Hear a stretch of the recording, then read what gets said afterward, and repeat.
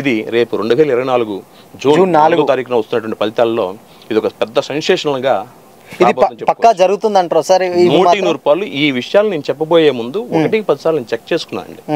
పైకి నేను ఎంత చెప్పినప్పటికి కూడా నేను ఇంటర్నల్ గా ఎంత స్టడీ చేసి ఉంటాను. అవును, అది ఓకే. కాకపోతే ఏంటంటే రాజకీయాలంటే ఎవరికైనా ఏంటంటే అటు ఇటు అవుతూ ఉంటాయి. బట్ మీరు మాత్రం ఈవెన్ ఒక్కరు ఇద్దరిని అనాలిసిస్ చేయడం ఒక ఎత్తు అయితే, ఈవెన్ ఒక 25 మెంబర్స్ని మీరు అనాలిసిస్ చేసి అది కూడా ఒక మంచి లీడర్ని అంటే ఫేమ్ లీడర్స్ని కూడా మీరు అనాలిసిస్ చెప్తున్నారంటే ఇది చాలా మందికి ఏంటంటే గుర్తుపెట్టుకుంటారు.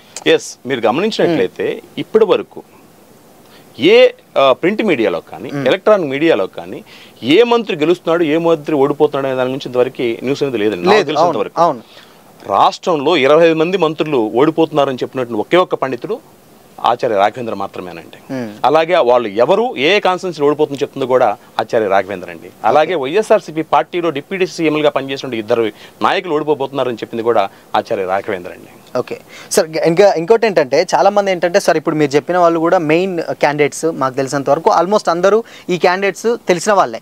కానీ ఇప్పుడు మేజర్గా అంటే ఇప్పుడు టీడీపీలో కానీ ఈవెన్ వైఎస్ఆర్సీపీలో కానీ అటు జనసేన కానీ ఒక్కొక్కరి రాజకీయ భవిష్యత్తు ఈవెన్ మీకున్న అనాలిసిస్ ప్రకారం ఏంటంటే ఇప్పుడు పిఠాపురం నుంచి తీసుకున్నట్లయితే అదే అంటే మీకున్న అనాలిసిస్ ప్రకారం జ్యోతిష పండితులుగా సో పిఠాపురం నుంచి వెళ్ళి అసలు పవన్ కళ్యాణ్ గారు ఏంటంటే మెజార్టీ గురించి మాట్లాడుకుంటున్నారు చాలా మంది. కొంతమంది ఏమంటున్నారంటే అక్కడ అపోజిషన్ క్యాండిడేట్ వంగవీటి ఆమె కూడా ఏంటంటే నేను గెలుస్తున్నాను ఆమె చెప్తున్నారు. సో అసలు పిఠాపురం పరిస్థితి ఎలా ఉండబోతున్నారు సార్? ఈవెన్ పవన్ కళ్యాణ్ గారు కూడా చాలా ఎప్పటి నుంచో 10 years నుంచి వెళ్ళి చేస్తున్నారు. బట్ కాకపోతే ఆయనకు సినిమాకి వచ్చేసరికి సక్సెస్ ఉన్న రాజకీయాల్లో మాత్రం లేదు. బట్ ఈ 2024 ఫలితాల్లో ఆయన గెలుపు ఎలా ఉండబోతుంది, గెలుపోవటం గురించి ఏంటి అసలు? ఒక రాజకీయ జ్యోతిష పండితుడిగా నా విశ్లేషణలు ఏదైతే తెలియదో దాని గురించి మీకు చెప్పే ప్రయత్నం చేస్తాను. 2019లో జరిగినటువంటి ఎన్నికల్లో అత్యంత అవమానకరమైన స్థితిలో పవన్ కళ్యాణ్ గారు 2 చోట్ల పోటీ చేసిన 2 చోట్ల కూడా ఓడిపోయారు. దానికి రివెంజ్ అన్నట్లుగా, అంటే అదేదో సినిమాలో చెప్తారు, వారి సినిమాల్లో ఒక 4 అడుగులు వెనక్కేస్తే 10 అడుగులు ముందు దూకానికి అన్నట్టుగా ఈసారి వారు కాదండి రికార్డ్స్ క్రియేట్ చేస్తుంది, వారి పార్టీ నాయకులు రికార్డులు క్రియేట్ చేస్తున్నారు.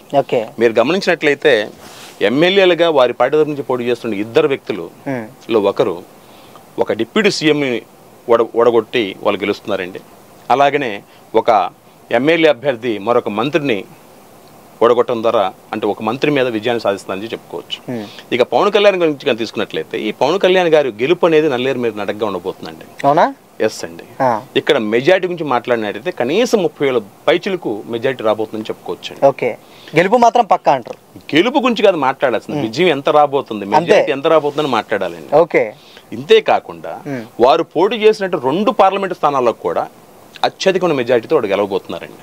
ఓకే, ఆయన 2 ఎంపీ స్థానాల్లో గెలవబోతున్నారు. ఈవెన్ ఆయన కూడా గెలుచుడు పక్కన పెడితే మెజారిటీ తోటి ఎంత అనేది ఇక్కడ టాపిక్ అన్నమాట. 30,000 పైచులకే వారు గెలవబోతున్నారు. అంతే. అవునండి. ఇది షోరా, కన్ఫర్మా? 100% ఓకే డన్.